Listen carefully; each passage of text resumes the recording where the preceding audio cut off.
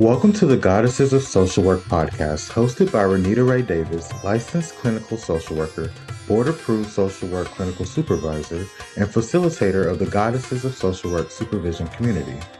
Join us as we travel through the social work journeys told by the Goddesses of Social Work community members, past and present, as they make their way toward clinical licensure. Welcome to the Goddesses of Social Work podcast. I am here today with Dr. Lauren Ricciardelli, who has been full-time tenure-track social work faculty in higher education for 5 years. Lauren is currently with the Department of Social Work at the University of West Florida in Pensacola, where she teaches research methods, evaluation, theory, social policy, and practice. Lauren earned her MSW and PhD in social work from the University of Georgia in 2011 and 2017, respectively, and she is licensed as an LMSW in the state of Georgia. Her direct practice experience includes Department of Juvenile Justice, involved youth and their families, youth with serious emotional disturbance in the school setting, adults with intellectual developmental disabilities in the community setting, and renal dialysis. Lauren's practice experience has informed her research interest. She has been published in peer-reviewed journals across the arenas of social work, criminal justice, disability, and public policy. As well, she has presented her research at professional, regional, and national conferences and served as an invited speaker for the Office of the Georgia Capital Defender and the Federal Bureau of Prisons. Welcome, Lauren. So glad to have you on the show today. Well, thank you for having me, Renita. And this is really a testament to you and the work that you're doing, especially considering you know some of my thoughts and views around social media. But this work is so important, and it's an honor to be with you today. And I want to thank you for the invitation. I'm so glad. I'm so glad you said yes. I really am. You said Dr. yes. R, as I call you, and as I know many of your students call you, reading your bio, I'm reminded of one of the many things I learned from you and our social work community together. You can't have micro practice without research and policy application. Do you mind speaking to that a bit? Sure. These are ideas that I work with regularly, whether it's in the classroom when I'm teaching history, theory, and philosophy of social work, or even in my own line of research. And, and so basically what we're talking about is a structural approach to social work. And using this framework, right, we see that there's not a true division between the micro and macro, that these things are interconnected. And that makes sense too if we look at, if we use, for instance, a systems theory framework to understand the interconnectedness of all of this. And so what I picture are sort of these nesting dolls or what have you, where right, the systems have subsystems, but everything is kind of working in conjunction. And so the idea is, if there's a false division, right, how do we really integrate some of these macro and micro, I guess, foci, and bring them together?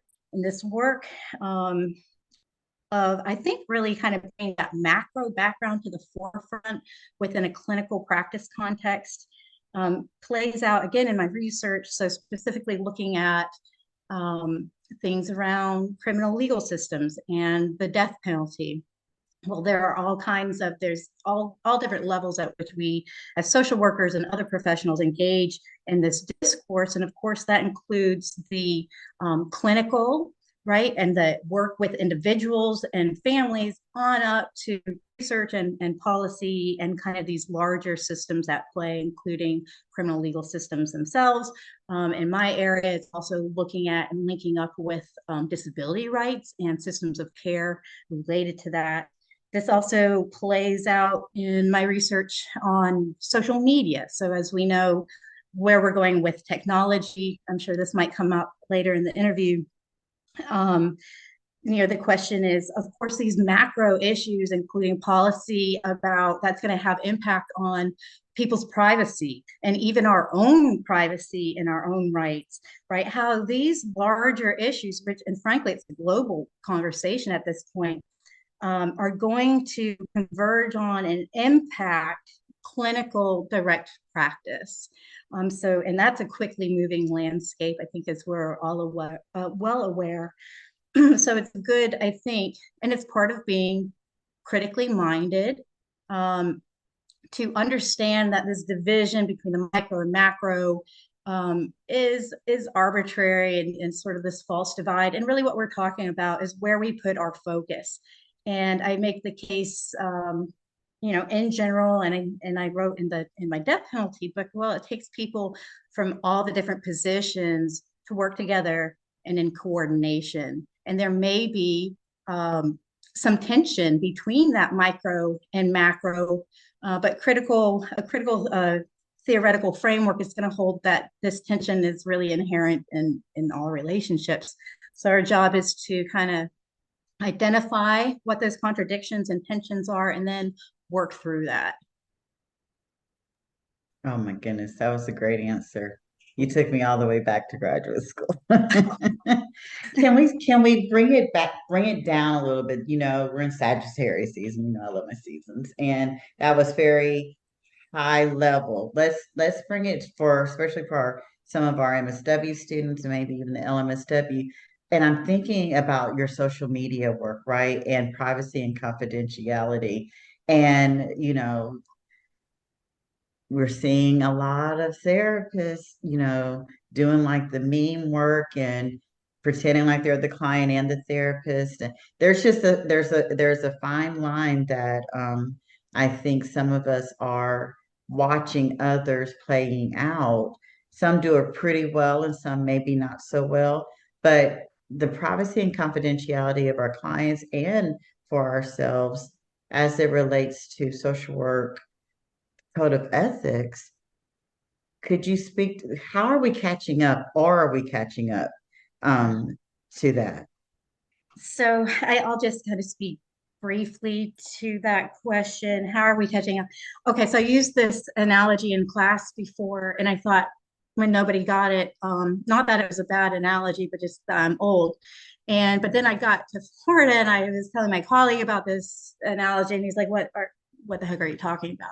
Okay, but here it is for anybody out in the audience who gets it.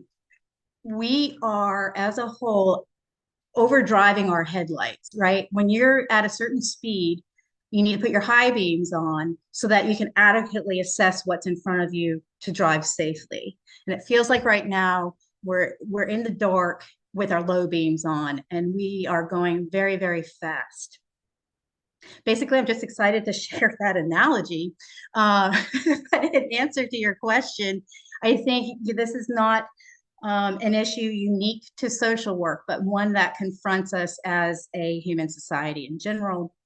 But specific to social work, we do have professional bodies. You know, we have a technology task force comprised of different professional groups, and who are trying to work through these issues in earnest and are, I think, doing the very best that they can in what is a quickly changing environment. And I think we kind of get into philosophical questions about can you slow the world down, right? Can you unrelease what's already kind of out there?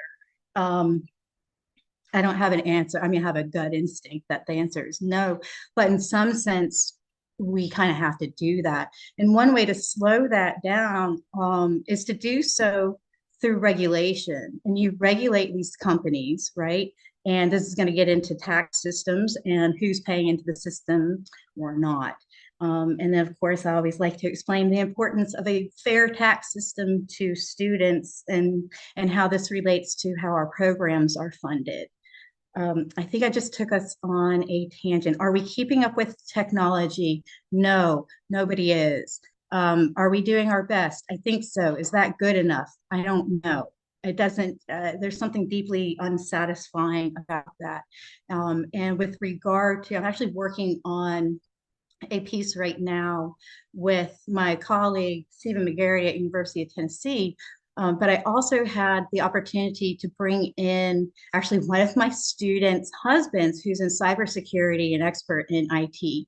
And what we're working on, kind of in the vein of the social media line of research, is looking at the digital welfare state, which is well underway.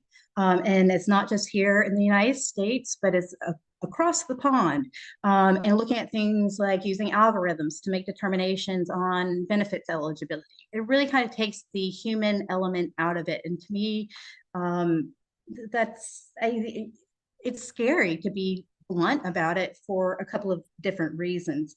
But I think that as we as a profession kind of grapple with these considerations, it would, and we of course are an interdisciplinary profession, I think we really need to get some IT people, some people who are very skilled and expert in technology, to assist us in how we are coming to understand things, and how we develop forward-looking policy. I had the opportunity to attend some, wasn't a CE event, but it was some sort of talk about the use of artificial intelligence. And I think it's great to have the social work perspective, but I also think that we need to have that information from the experts in that arena. And then we take that and we adopt it, sort of, we give it a logic based on what is our code of ethics. Because even though open for up to interpretation, our code of ethics are pretty essential and central, and should not be changing as we do go forward, even within what looks like a very different learning and practice environment. That was such a great answer, Lauren. Yes. And I, for one, got your analogy. I saw it. I saw Okay, it. because you've been in Yes. that car before, right? Yes. High beams on. All I can hear is like dad yelling at me, turn your high beams on. So Yes. I it's got important it. for our safety. And that's where we are. I completely agree with you. Before we get too far, I want you to tell us, if you don't mind, what was your social work journey? Lauren, how did you get into social work, and what got you where you are now? Okay. So a couple of things come to mind. One is, I think, without even the title of social work, I think I just had and I think this came out in a lot of the interviews that you did, that I had the privilege of listening to. And boy, did I enjoy hearing everybody's story. There was a sense of, and I won't use the word calling for me, it doesn't fit, but just a sense of, this is who I am. There's something, I think, existentially meaningful in terms of being of service to others, feel like you're making a difference, especially if you're able to. Here's another analogy that I'd like to share, and somebody gave this to me, right? It's not as good as the headlight analogy, but so when I was first getting, and I guess we'll circle back to this, when I was first getting into the juvenile justice stuff, my buddy Mark, who helped me to get the job at that company, it was wraparound case management. So you're going into these homes, and you want to talk about power dynamic. You're uninvited, this court mandated, and you're asking all kinds of very sensitive questions. So, anyway, something I like to talk about with my students too is that inherent power dynamic, and being mindful of that, and giving people their space to express their power. Mark said, think about it. Don't go in there thinking you're going to just see difference, and positive difference, and difference right away. Think about it in terms of planting seeds. And that it resonated with me then, and it resonates with me to this day. And I think it's a good framework, or it works well for me. Not just in terms of that direct practice element, but also in terms of having professional relationships, just in creating relationships, period, which is of course always central to what we do in social work. No matter what kind of social work we're doing, that relationship is central. But I like the idea of, it's about planting seeds, because I think it helps us to manage expectations, right? Not to glorify what the work is and our own, healing abilities, right? It's not about us. It's about the person, about the family, about the group, about the community, about society. So I like that. That's helped me to manage my own expectations and also to take risks, right? So if there's somebody I'm like, this is potentially like a great professional connection. Now they might not return the sentiment. Usually people are nice and sometimes I don't hear back, but I tell myself I'm planting the seed. And also just because it doesn't, we're going full tilt with this analogy, just because it doesn't bloom when you expect it to, doesn't mean something's not going to take root. And sometimes those are the most meaningful moments, is where something is growing and you didn't expect it to, right? And it's kind of like the life's mystery, sort of. I hope I don't get in trouble for this, but in thinking about, well, how does learning happen? And I was a philosophy undergrad, and I really didn't have any idea what I was reading. I did the best I could, but I was intrigued by all these ideas. I really, really, I loved philosophy, even though it really, it took me down a path of restaurant work, which actually in a way prepared me very much for social work. And we can of course talk about that more later. Can I speak to your analogy though? Because I know we are both plant mamas, right? And in fact, I'm looking at one of the plants that has just, with the right lighting, with the right water, has just blew up. I think it's gonna strangle me in my sleep for me. I love it, but you're absolutely right. I have, in my own plant, world, I have plants that surprisingly took off and went places I wasn't expecting. So I even have this one plant that for years was just sitting there doing nothing. It wasn't dying, but it wasn't growing. And then one day I decided to put it in a new location and it just, now it's taking over, right? And then I have some plants that I really had high hopes for that after, one really strong wind decided that was the end of it, right? So planting the seed with our clients, we can be really surprised moving them into a new location, giving them an idea, and or like you said, managing your expectation that some clients just may not get it. They may not get it from you, but they may get it from the next person that comes their way. It reminds me of plant and environment. Okay, Okay, social work joke. you know what? I love social work jokes. They're my favorite. So all that was a long walkabout to get to. I always kind of had this a very strong sense of within me what is just, what is fair. And I never did well sitting back and watching other people, other groups of people being taken advantage of or in some way mistreated. I find it very hard to sit there and allow that to happen. And that itself has been a learning experience. And then that's sort of coupled with, I like to give people their space, and that works well also for social work because people get to have self-determination. Now, granted, it's socially responsible self-determination, but that's their space to make their own decisions.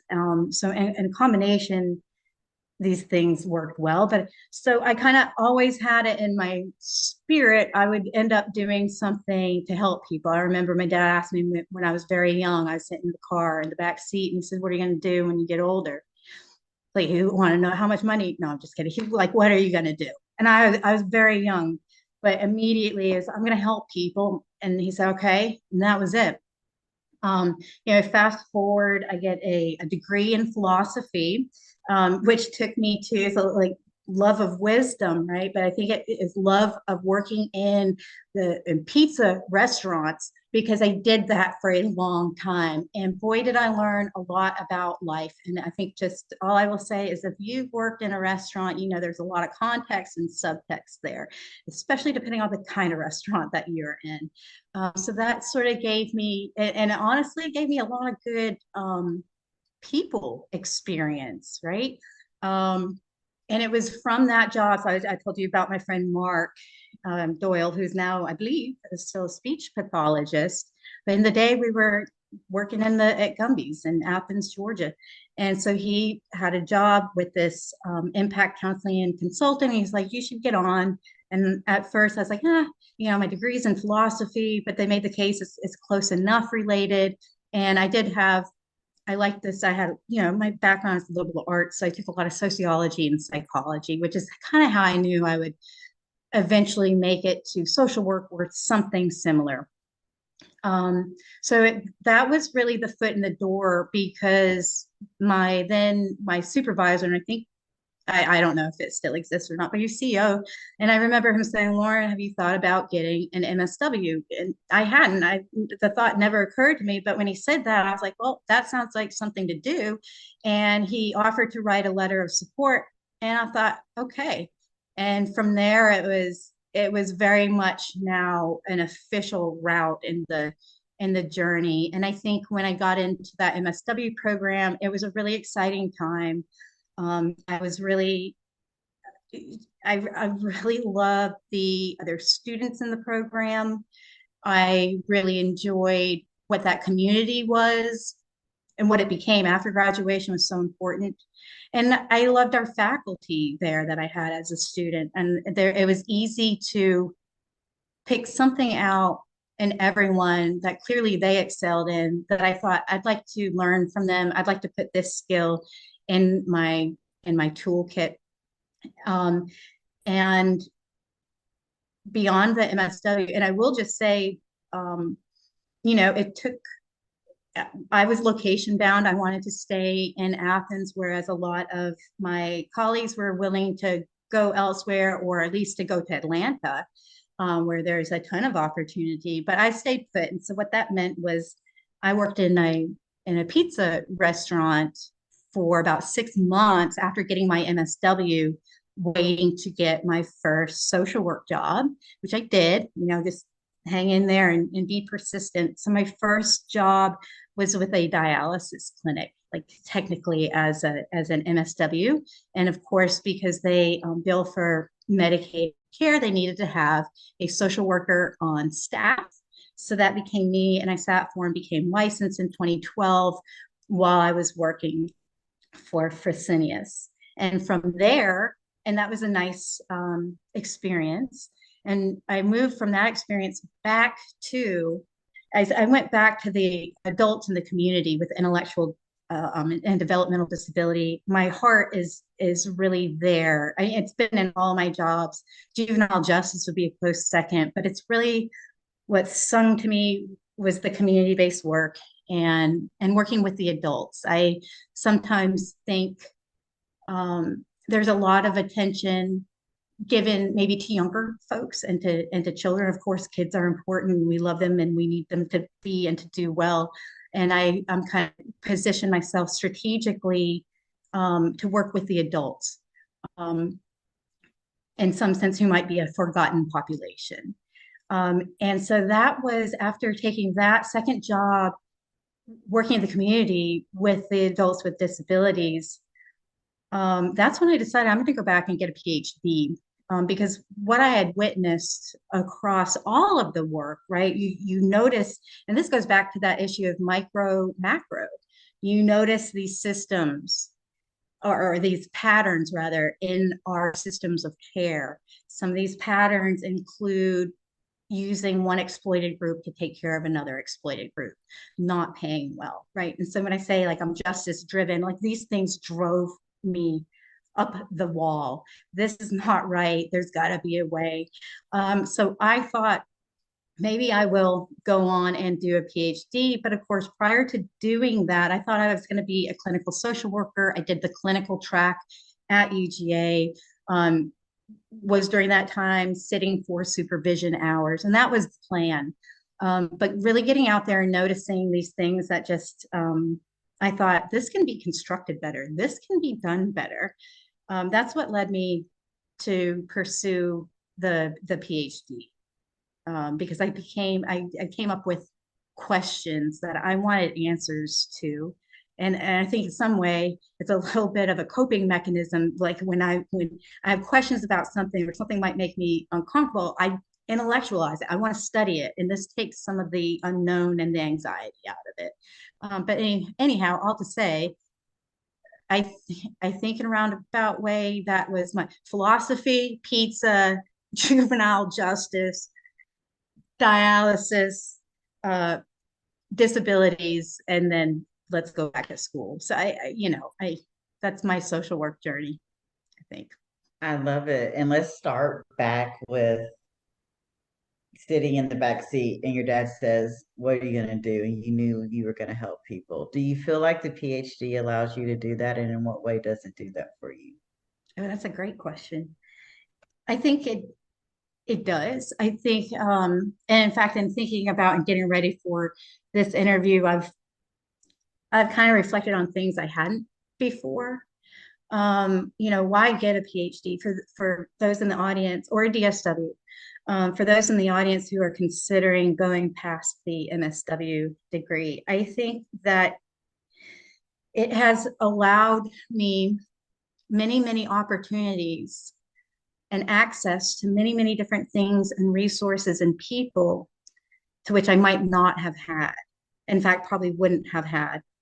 So it's been transformative in that way. I mean, it's also, I mean, it's changed a lot. So your question was, Thinking about that little girl sitting in the backseat of her dad's car, he asked and you answer, "I want to help people." Now we're here and we have the PhD, several years post PhD. How do you feel like you're still helping people? Do you feel like you're answering that? yes, okay, thank you. Keep me on track, please. Yeah, absolutely. And I think and and this might be an overly positive answer, uh, but I think it has, and you can look at it in terms of, or I might look at it in terms of the scale. So if you believe in our profession and you love our curriculum, I don't know, that might be too strong. I love our curriculum. Okay. I'm just going to say it.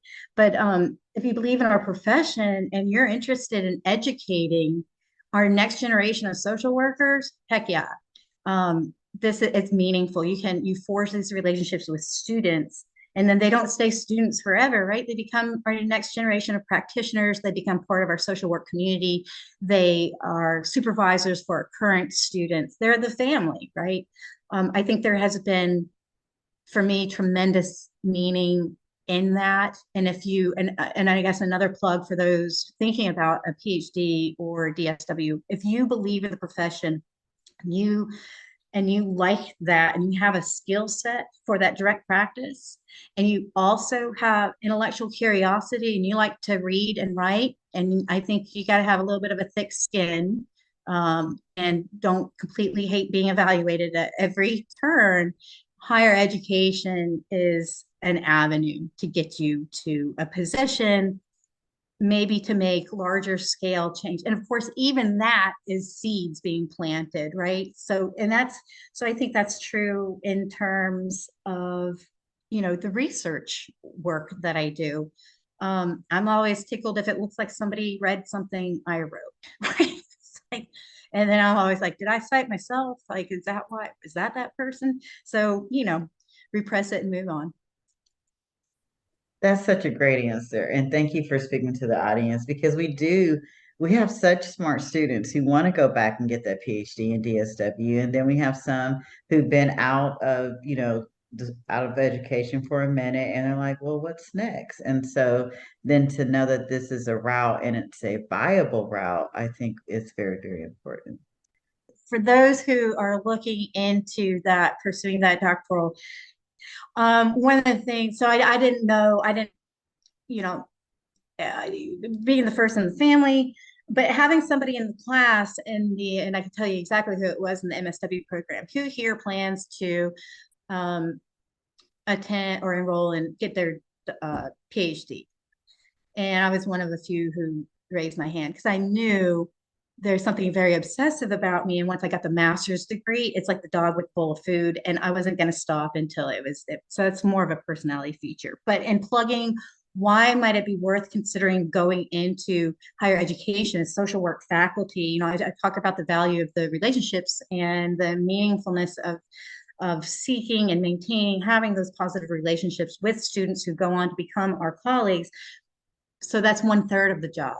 Here's the other parts, right? Service is part of higher education, and service is also part of our code of ethics. Now, it, there's some overlap there, but not necessarily, right? NASW doesn't care about my committee service, CSWE might. But so there's the service aspect where you can serve your department, your college, your university, but also your community and your profession.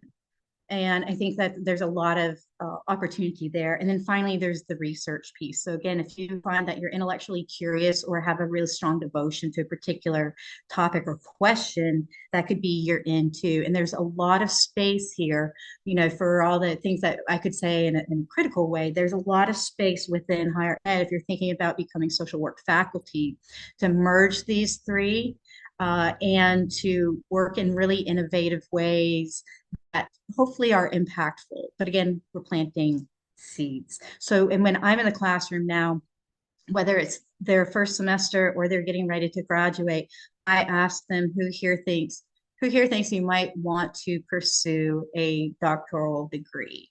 And because at least if the answer is no, hey, I get it. But at least for it to be on people's radar, this is an option for you.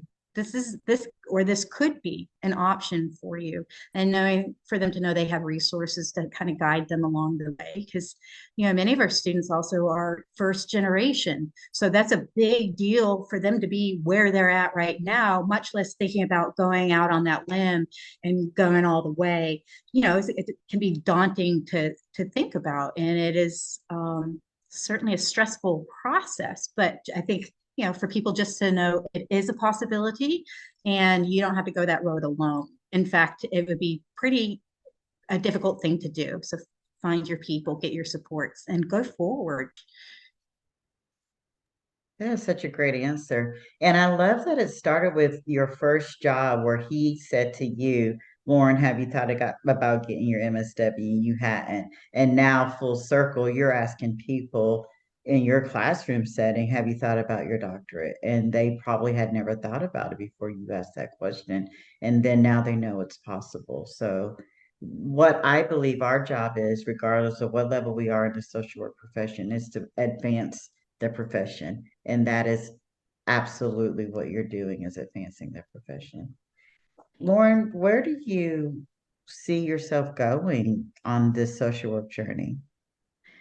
So I always make a joke that, which may or may not be appropriate, but let's find out, that if I quit my job, I'm going to join the circus or a metal band.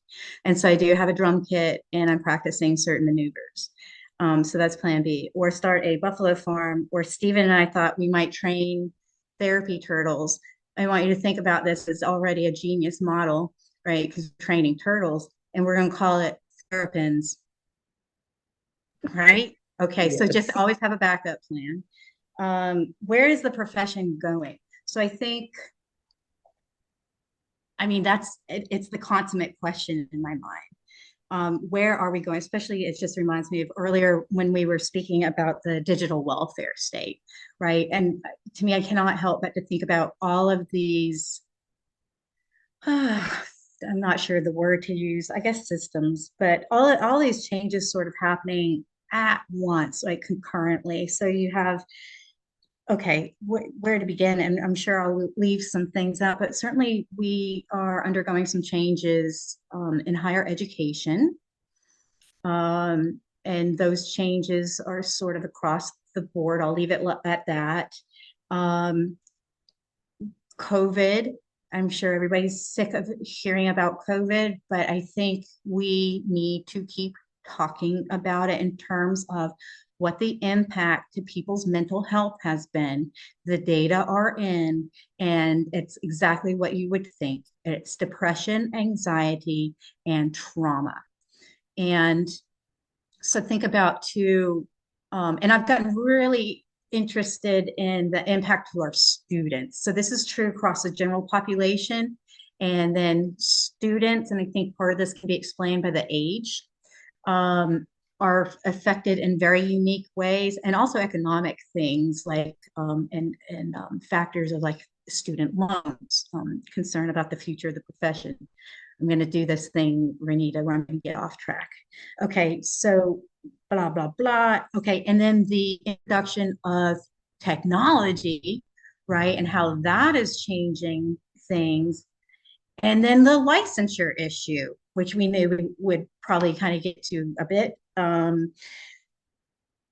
So where is the profession going? I hope that, as I think in general across the board, I hope that the social work profession is going in a direction in which we as a profession are self-governing, and that social workers, that we're the ones making decisions. We're the ones making decisions, for instance, around policy related to just licensing, that we're making decisions around and doing the research so it's evidence informed about licensure and alternative pathways, or what things look like in combination.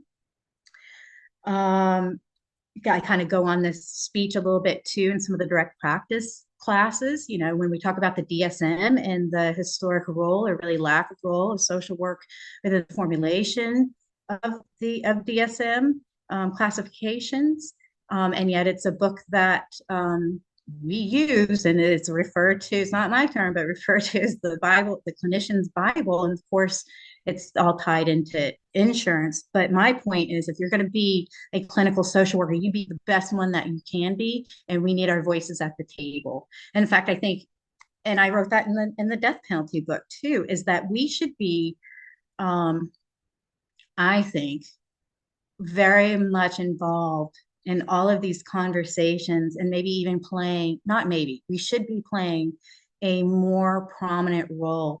And I think especially as the profession grows and becomes more bureaucratized, I think that it is us, it is the social workers who need to be determining what direction that we're going in. And I think in doing that, we can have say in what the future of the profession looks like, including when and how to use technology, how to do it ethically, and how to keep people safe. With just to go back to that real quick, so there's, you know, Friedrich Reamer and others write extensively about sort of these direct practice considerations. So, you know, confidentiality and consent. And what I try to add to that conversation is adding to it from a critical lens and at that macro level. How has this impacted, for instance, democratic processes, right? How has technology been used to thwart those processes, elections, right? For instance. And I think that, you know, going back to, again, this micro macro idea of how do you, you know, what does that micro practice look like within the larger context of people being full of misinformation, disinformation, of election systems being thwarted or called into question? Because what we're really talking about is participation, meaningful social, political, and economic participation, and being informed. That's part of informed consent. That's part of self-determination, is making sure. So I'm really interested in how it has impacted that information landscape, and also how it's been used to cause division socially, politically. And I think we would do well to think about who benefits from that division. I love that. I love that so much, Lauren. I'm gonna ask the final two questions. I've asked everyone, and I'm gonna ask you as well. As the profession is moving forward, hopefully we're turning our headlights on. Hopefully we got some seeds in our pocket to pick out some opportune times to, you know, plant. But, you know, you're on your social work journey and you're doing some amazing things, and you're teaching some amazing social workers to continue to advance the profession. What would you take with you? You know, I think I even want to ask you a little differently. What would you encourage the social workers of the next generation to take with them on their social work journey? And what would you encourage them to leave behind? Hmm. Um, hmm. I would say take with you some degree of that idealism. The world needs it. There's nothing wrong with having an ideal, right? That's our code of ethics. I would encourage people, most people, maybe not all people, but um, be true to be authentic to yourself and trust your instinct and hone that skill and ability to listen to yourself, and it will serve you well um, from micro to macro. So honing that skill. And I think to, um, I think, I don't know, this is just a question I have, but I sometimes wonder if we have an easier time advocating for others than we do for ourselves. And so I would just encourage folks out there to think about the relationship between those two things, um, and how they're separate, but how they're interrelated. And I think on that note, we need to be kind to ourselves. We need to acknowledge not just that, people in general or students across the board or our clients are are struggling with many things, including the uptick in mental health diagnosis, but this has impacted us too.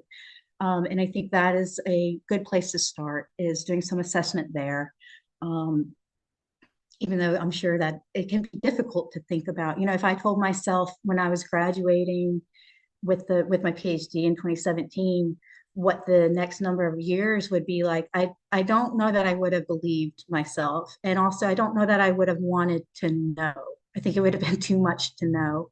So I'd encourage people to continue being brave, be courageous. And I think right now, to look past differences and to support others and want to be of service and help to others is being courageous in this moment, especially as it feels like we're being asked to not do those things, or that doing those things is wrong. It is not wrong. There's nothing wrong with helping people, right? And of course, we want to be critical with what do we mean by help, right? There's nothing wrong with what we're doing. The world needs it. And when the message that being kind, being of service, showing love is something to be feared, we really need to evaluate where we are as a society. And I think that as a profession, we go forward by continuing to show love and acceptance. I'm clapping. Such an amazing answer. I know I said those were my last two questions, but they're not. And I'm gonna ask these two questions and then we'll end it there. You're doing some research on the ASWB exam, and the numbers just came out this year. I personally know several social workers who have passed, but also several who haven't. I want to hear you speak on that as much as you feel comfortable doing. And the reason why is to let people know that there are researchers and policy advocates who are out there doing the work on a higher level. So it doesn't just feel like we're on this island unto ourselves, that there is work being done to create change. And then second, how to your level of comfort, you've mentioned your death penalty book. I know you have a couple other books because they're on my bookshelf. Do you mind sharing some of the writing and how we can access those that you've published? Sure. Only to your comfort level. Absolutely, and thank you. I love sharing my stuff. In terms of the pass rate, I won't assume that everybody is aware of this situation, but I hope that more and more people are becoming aware, because as to your point, that pass rate analysis didn't come out until it was 2022, so not even about a year ago, right? And this was after a long standing call by our professional organizations for the release of the data. And essentially, the spoiler alert is ASWB came out with some of the data. It's not all out there. There's some things hiding in there, but they released some, and for the first time ever reported on demographic differences. And so what that report revealed was what there was long-standing concern about, and also we know this to be true of standardized testing. And so what we found, I didn't do, what ASWB reported that they found was that this is supposed to be a competency-based exam, but that really demographics are predicting with the most strength, right? They have the most predictive validity of passing or not, and specific race, so that if you are Black and African American, age, so that if you're older, and we call this ethnicity and language, so that if English is not your first language, those are even one of those is a predictor of passing or not. And then this gets a little bit more complex too, as we look at the tremendous between state variance in licensure policy and sort of related regulation. And it's also kind of interesting to think, not sure everybody is aware, but it's not until that long ago that every state said we're going to use the ASWB exam. And I want to say it's 2017, but all that to say, not very, very long ago, although a number of states were using it, it wasn't until just a few years ago. So when I'm talking about the growing up and the bureaucratization of the profession, that's the double-edged sword. You want to be a real, and we are a real profession, but you want that status. There's some things that can be very much lost in that process. And that's why, again, I think that we as the professionals need to helm this, and it doesn't need to be contracted out, right? This needs to be in our house. This is our house. So one of the, what I try to do, I like to bring my stuff into the classroom, in particular research. So I'll always kind of tell my class, well, this is kind of what I'm working on. And I might show them, like, work through some of the analysis. This is how you would do it. So I decided when I was teaching research methods this fall that I wanted to use that exam pass rate issue, and that we would, and so I designed the class to, for the first half, look at this through the quantitative or statistical lens. And for the second half, how would we do a qualitative study on this? But I think it caused some consternation for students, right? And maybe even increase the anxiety. And that's a conundrum right there, because the goal is not to make people more anxious. The goal is to make people informed. And I agree with you in something that you said earlier. I think this is our moment, whether we are in higher ed, we're in direct practice, we're in a social work program right now, we're getting ready to do the license, we just got our license. This is where we all need to come together because we have a vested interest. But then if we use a critical framework, it's going to say, well, there's maybe not a shared vested interest, because if more people get a license, it makes the market too big, right? In terms of competition, that there would be, because honestly, right, how could you challenge this? Everybody could surrender their license, right? But that would come at a great cost. Anyway, I'm not advocating that. I just am thinking outside the box. So ASWB licensure, it is an issue that the profession is grappling with. And I think it is a solution that we can find by all of us coming together from within the profession. Okay, let me say too, so I did Stephen McGarry and I we were the guest co-editors for a special issue on this. When Dr. Mowbray at UGA, he's over Journal of Evidence-Based Social Work, asked, does anybody have any ideas for, proposals for a special issue? I was like, hey, this would probably be good and timely. But of course it was tricky because not much time had lapsed since the release of that ASWB report. I proposed it. Dr. Mowbray said, yeah. And that should be forthcoming. And I have I have an article in that issue with McGarity, my colleagues here, and some colleagues at Salem State that I'm excited about. But what I'm really excited about is the issue as a whole, because as guest editor, I've been able to read all the articles that were, of course, accepted. And it is I think it's going to be a very valuable and additive journal issue. And I hope to link this up with the policies being proposed regarding that interstate social work compact, because I think there's a way to address all these things at once. But some conversations need to be had.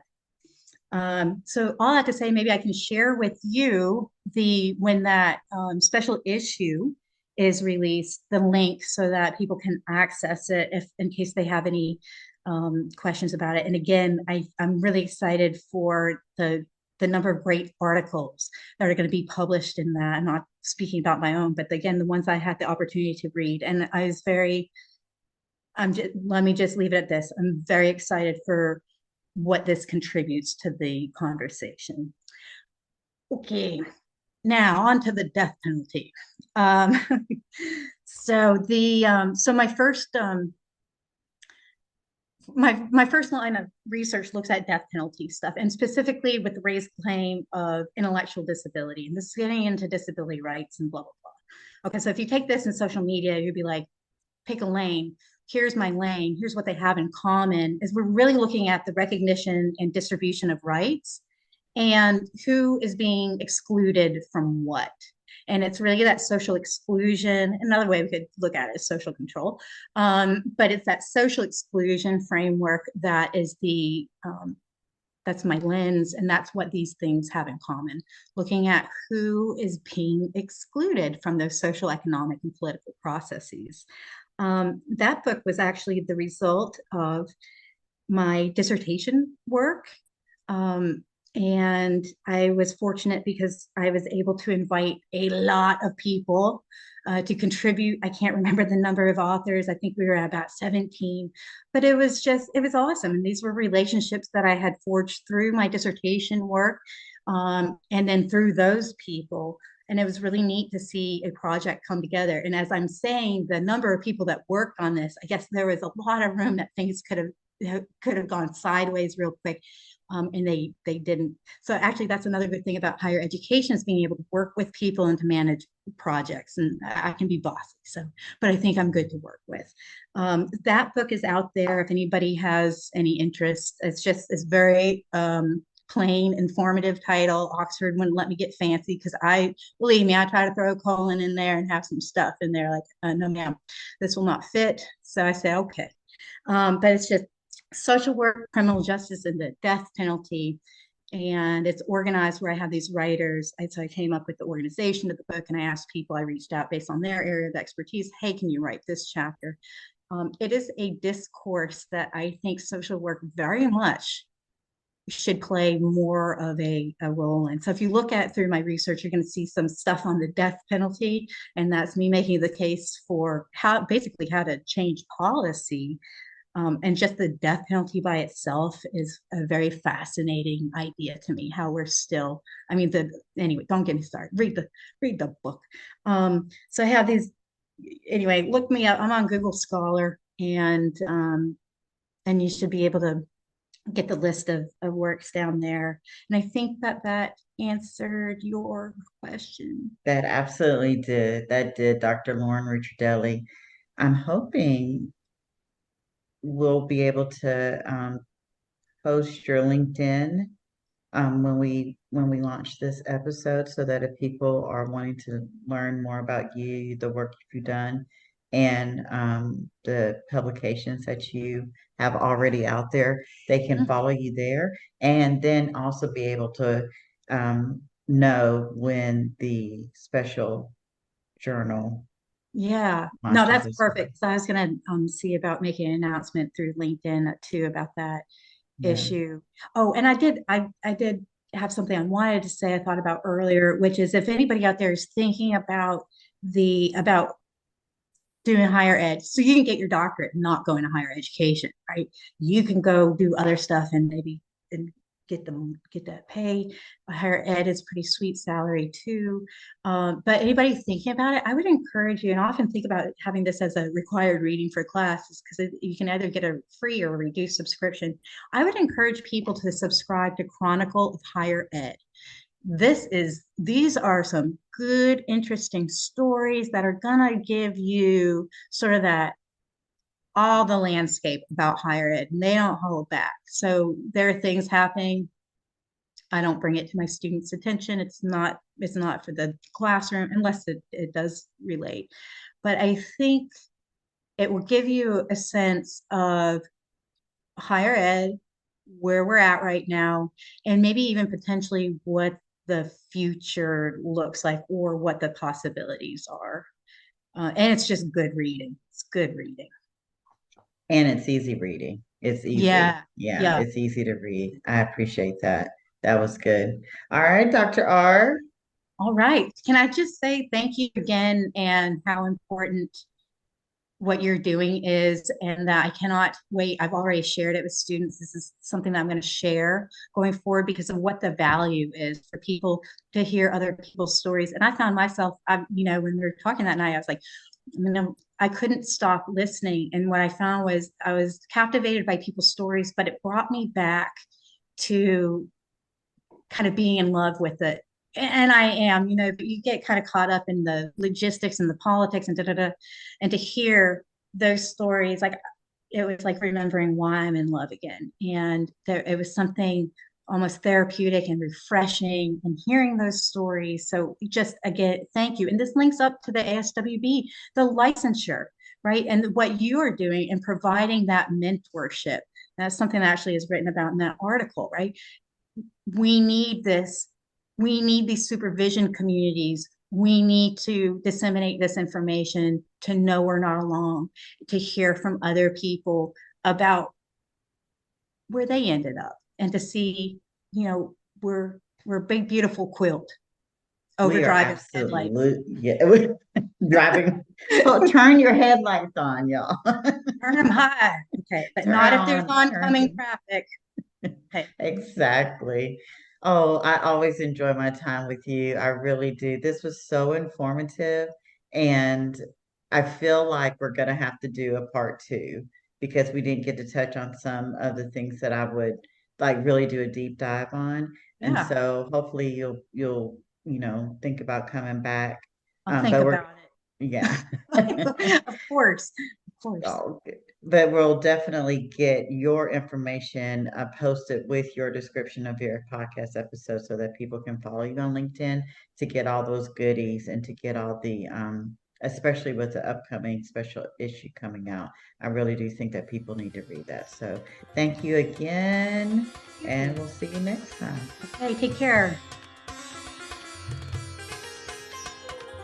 Thank you for listening to today's episode of the Goddesses of Social Work podcast. We are glad you were here. If you liked this episode, please come back to hear more stories of the journeys through social work, and please leave us a review on Apple or Spotify. See you next time here on the Goddesses of Social Work podcast.